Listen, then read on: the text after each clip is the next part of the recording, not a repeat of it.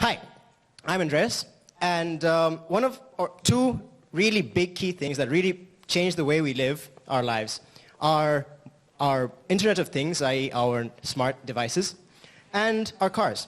But we can't put the two together because cars require all of our concentration, I mean, obviously, while our Internet of Things, our mobile devices, they also need all of our concentration. I mean, have you tried having a conversation with someone writing a text?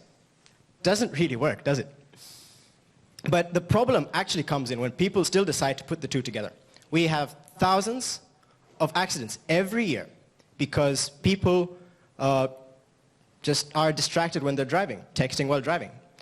And the losses, damages from these things can be, well, within the range and over $40,000. But that's immaterial when it comes to the amount of lives lost to such accidents.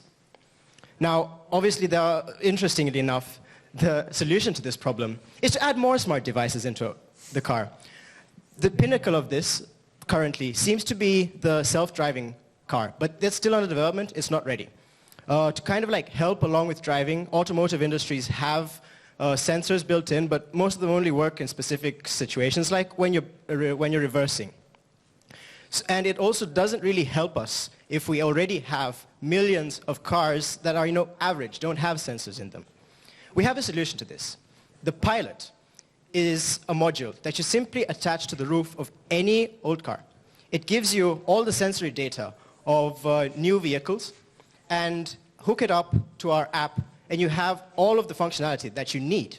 Also, you have the possibility of making your average vehicle self-driving. Add that to a cloud-based server that gives you up-to-date, actual real-time data on the state of the roads. For the asking price of $1,000, I think this is a pretty good idea. Now, what's next for us? So actually, I should talk about what we have done so far. We have a working prototype, as you can see from the video here. It is able to give you sensory data of what's going on around you, and also keep an eye on where you're going, what you're doing when you're driving. What's next for us is to add a bit more functionality and then test it. After that's done, very simple, mass production. We need your help for this. Look out and just keep an eye out for our crowdfunding campaign, and tell your friends. This is one way how we're going to make a billion vehicle and obviously multi-billion-dollar industry, how we're going to simply change how the world drives. Thank you. Thank you.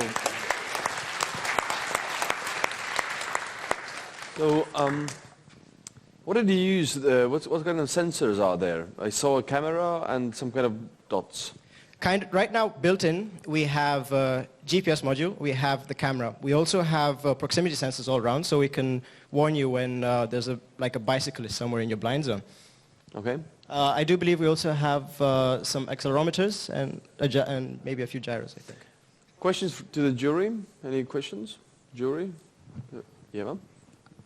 Yes, just to clarify, so it would be like self-driving, or it will be assisting the driver, or it will drive the cars itself? Currently, we have planned a modular setup where this base module right now can help you drive. It'll, all the things that you don't notice, it can bring them up for you. And later on, you can add modules in that can make your car drive itself. If you don't want it, obviously it's going to cost money to get the extra modules. If you don't want it, or you feel that you're okay with the sensory data, you don't need it.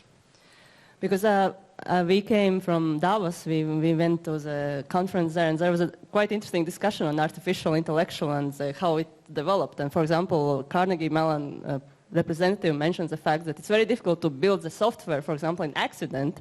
How do you make a software to decide who's going to get killed and who's going to get saved, and multiple issues coming out from there? Well, yes. The debate on such situations is obviously still ongoing, and we'll just have to wait it out. And once that has been decided, then it'll make our work much easier. Any other questions? Yes. Any other questions for the jury? No? That's it? Oh, Birko? I wanted to ask, at the present, what the prototype does? Does he gives you any warnings, or it just collects sensory data?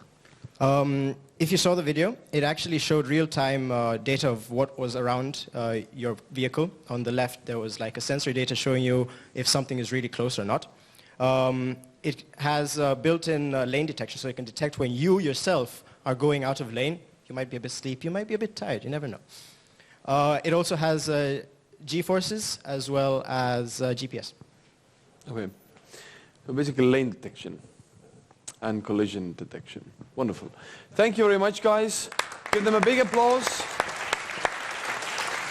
First steps to make self-driving cars. Here we are.